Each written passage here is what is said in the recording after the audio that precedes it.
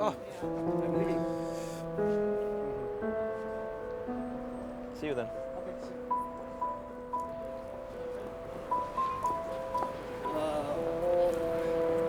When you go back, after you go back, you are going.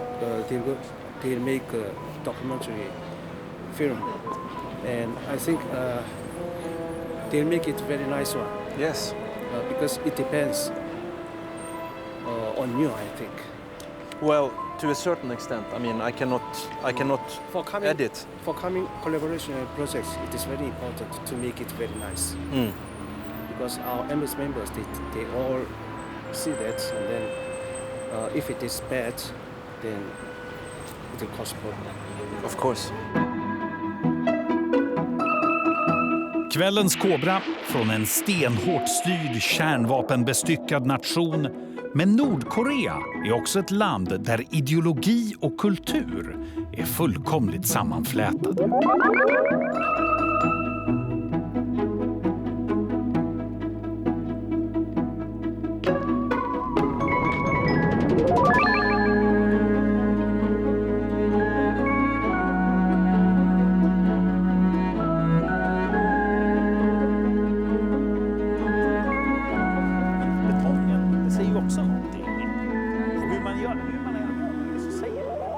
Här bakom oss är Nordkoreas ambassad i Sverige.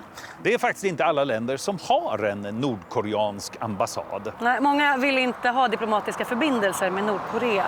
För man ser dem som ondskans hemvist på jorden. Världens mest slutna samhälle.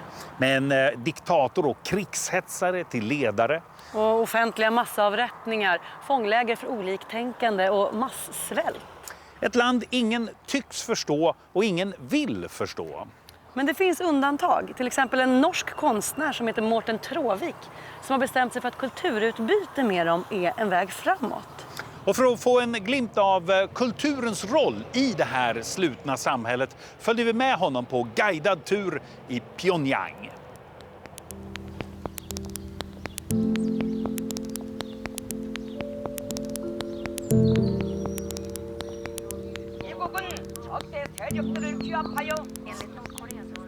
Yeah.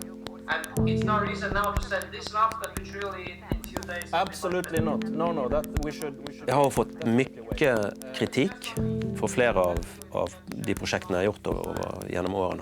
Jag är en nyttig idiot för den nordkoreanska regimen och att alla mina projekt är ren propaganda för den nordkoreanska regimen och att jag hånar offren för det nordkoreanska systemförtrycket och ja. Morten Tråvik från Norge är konstnär. Nu är han på väg till Nordkorea för ett kommande projekt. Det blir nog Dr. Evil-kostymen på den här typen.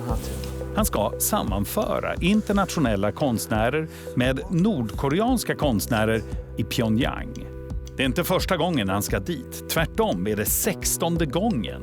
Men kan man verkligen göra kulturutbyten med världens mest slutna land?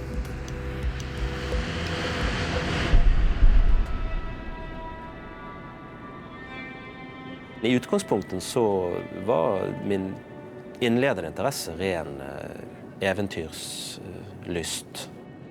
En vit fläck på kartan. Så det var fascination för ett ställe som verkade både skumt och dragande.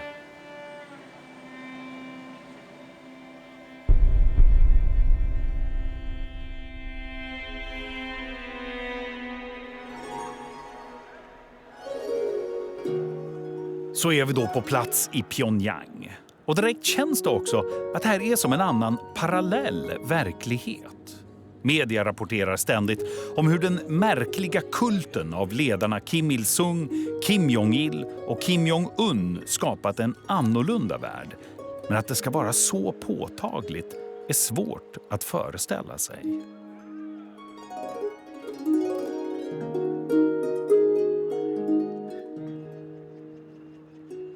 Vilken roll spelar då kulturen i upprätthållandet av den här kulten? Och vad har den för roll i propagandan? Kan man förstå Nordkorea bättre genom att se på landet genom deras kultur, genom deras skapande? Om man nå ska ta Förenade Nationerna och du vet västvärlden på ordet och säga att vi vill gärna att det nordkoreanska folket ska få ett bättre liv, så tror jag att ett gott första steg måste ju vara att förstå i alla fall något av den nordkoreanska mentaliteten. För Morten Tråvik har den här resan ett syfte.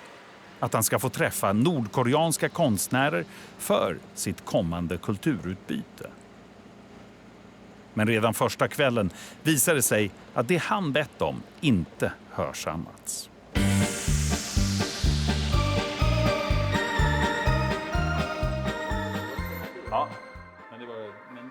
Nej, inte nå igen. Ännu en gång så har man bett om att få en ganska detaljerad lista och sen så får man någonting annat. Vad tänker du då? Alltså gäller det att ha nytt möte med dem eller alltså säga till på skarpen eller? Det känns som att det här är en del saker som inte har blivit vidareförmedlat. Missförstånd? Ja, missförstånd eller bara en naturlig reflex på att köra safe. Jag vet inte. Nej. Så jag blir lite... Jag har liksom varit igenom det här så många gånger nu under de här 4-5 åren. Det är liksom alltid att man insisterar, man beskriver vad man behöver och också när det är detalj. Så det är inte första gången det här sker. Och därför så blir man lite mer... Ja, det blir man nog lite uppgiven av. Irriterad. Ja. Så jag måste bara få pröva att få prata med Mr. Yu. Det verkar som att vi har en vecka med besök på de sedvanliga PR-målen framför oss. Vi har ju ändå något där.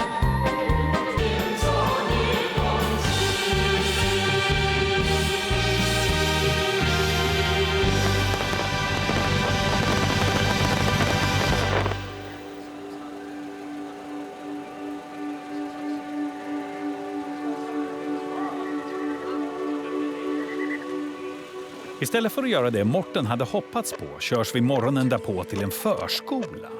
Ett mönsterdagis som också är ett internat där barn till samhällets toppar drillas i olika kreativa ämnen. Vi slussas från rum till rum och möts av perfekt inövade uppvisningar. Ett av de första städerna vi kommer in i är ju just det här rummet där de står där med en modell av de viktigaste historiska städerna knyttet till familjen Kims storhet och reciterar och svarar på frågor. Det blir ju lite som roliga timmen.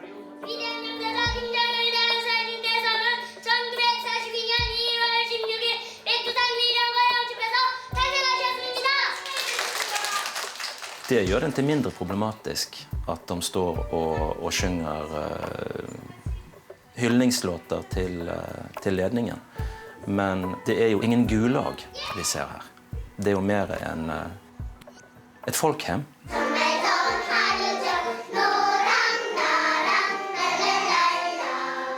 En myt om Nordkorea är ju att de står liksom med piskan bak spegeln eller med revolveren i nacken. Men väldigt mycket av pedagogiken är faktiskt positiv motivation och belöning. Just det ubehaget och den inre konflikten som uppstår i oss, i mig och i er, tycker jag är intressant. Därför att han tvingar oss att reflektera. Om inte vi då, vilket är väldigt lätt att göra, att man redan har bestämt sig för att de här barnen är robotar eller de blir uppdratte till att bli robotar och de fryktar för sina liv och de blir piskade. Med en gång vi går ut så blir de piskade, de som sjöng en halvtone fel och så vidare.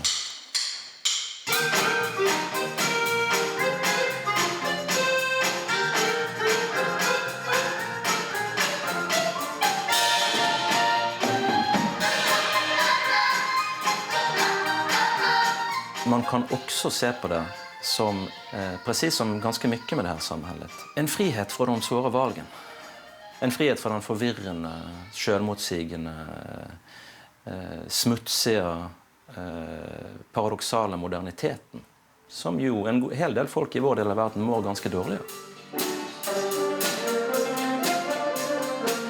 Den typen öppenhet måste man kunna bibehålla om man i det hela taget ska kunna arbeta och virka i en sån typ av samfund. Och som konstnär så har man möjligheten till att ha det. För konstens, i alla fall som jag ser det som skiljer konst ifrån dens kusiner, propaganda, underhållning, politik, är just konstens insisterande på att vara flertydig.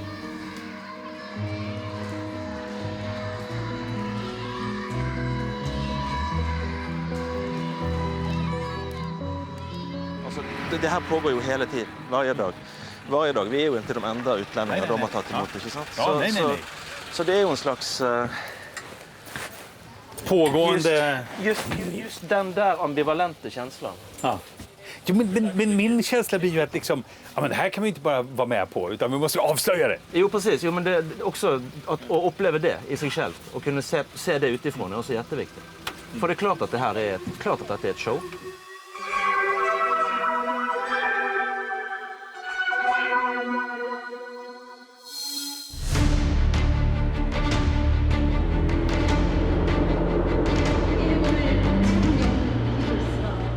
Nordkoreas historia börjar i resten av andra världskrigets slut, när segrarnationerna tar kontrollen över den koreanska halvön som varit ockuperat av Japan. Sovjetunionen, som intagit den norra delen, placerar den unge gerillasoldaten Kim Il-sung vid makten. Och 1948 utropas den demokratiska folkrepubliken Korea. Den koreanska delningen befästs ytterligare när nordsidan 2 år senare attackerar syd och Koreakriget bryter ut. Striderna upphör i samband med ett vapenstilleståndsavtal 1953, men formellt befinner sig länderna fortfarande i krig. Till en början stöds den nordkoreanska diktaturen av Sovjet, senare av Kina. Kommunismen i Nordkorea får sin alldeles egen prägel under Kim Il-sungs personkultsdrivna styre. Den så kallade Juche-filosofin är sedan dess statsbärande. Juche betyder självtillit. Och länge gick det hyfsat för Nordkorea, bättre än sin södra granne. I början på 70-talet, när SVT besökte landet, fanns det stora förväntningar på Nordkorea. Det här är det imponerande utseendet på Nordkoreas städer idag.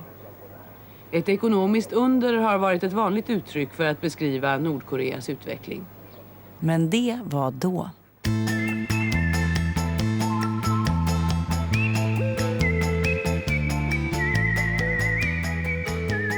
I Pyongyang fortsätter vi att slussas mellan olika platser som våra arrangörer tycker att vi ska besöka.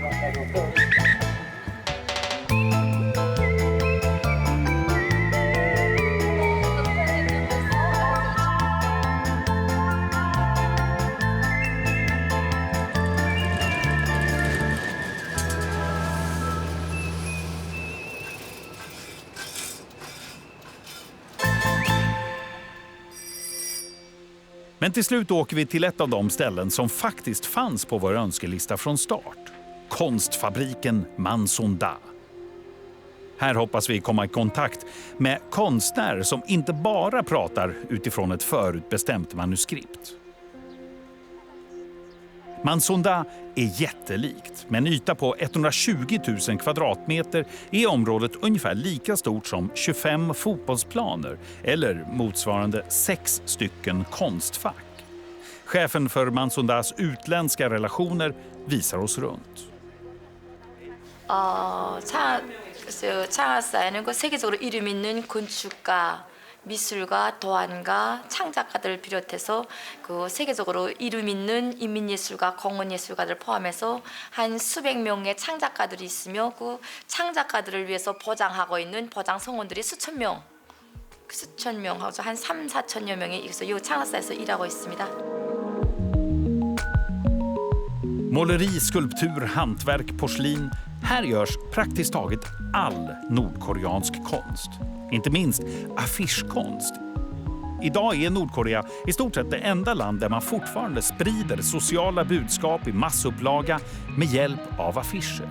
Och vi har bett att få träffa de främsta illustratörerna. Men de första konstnärer vi får träffa är keramiker.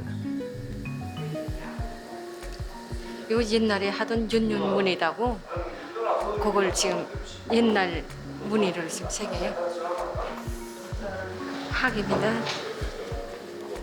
Familjen Im har gjort vaser i landets tjänst i flera decennier.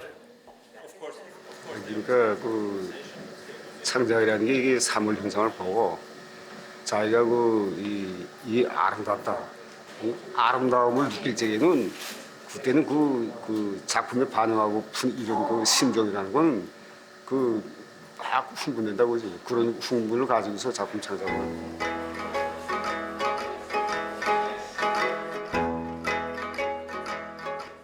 Kim Juni fortsätter visa oss runt det jättelika området.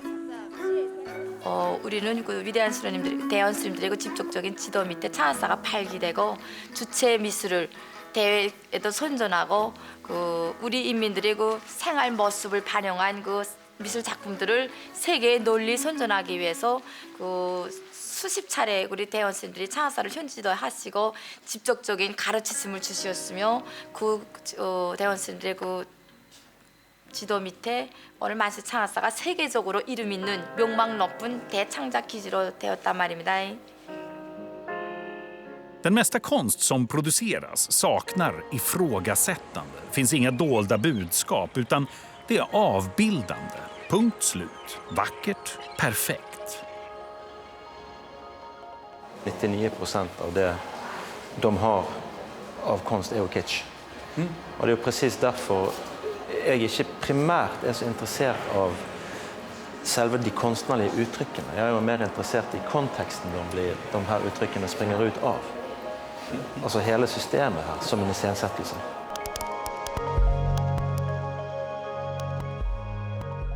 Ett av de mest populära motiven att avbilda är Kumgang-området. Sedan medeltiden ett ställe som koreanska konstnärer, poeter vallfärdat till för att få inspiration. 다른 것도 그리는데 나는 금강산을 제일 많이 그려요. 그래서 우리 동무들도 우리 화가 동무들도 많아요. 그래서 외국인들도 와서 쭉 얘기를 하고 그래서 나보고는 금강산 화가라고 이렇게도 말을 합니다. Sedan vapenstilleståndet ligger Kumgang precis utom räckhåll för sydkoreanerna, ovanför den demilitariserade zonen. Kanske det är en anledning till att den porträtteras så ofta. Stolthet för nordkoreaner, avundsjuka för syd. Och vem sa att det inte finns dolda budskap? Men det vi verkligen ville se, affischkonsten, vad blev det av den då? Ja, hur den produceras förblir en statshemlighet.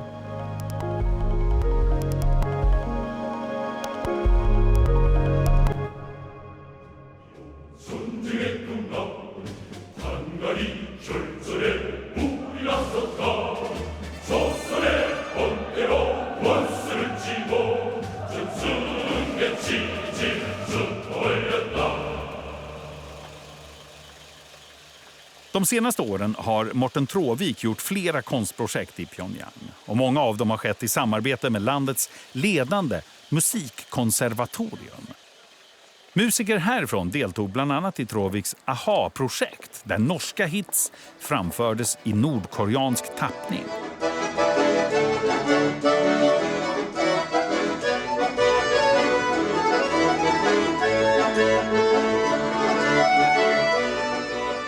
På konservatoriet utbildas landets allra mest framstående musiker. Forna studenter är till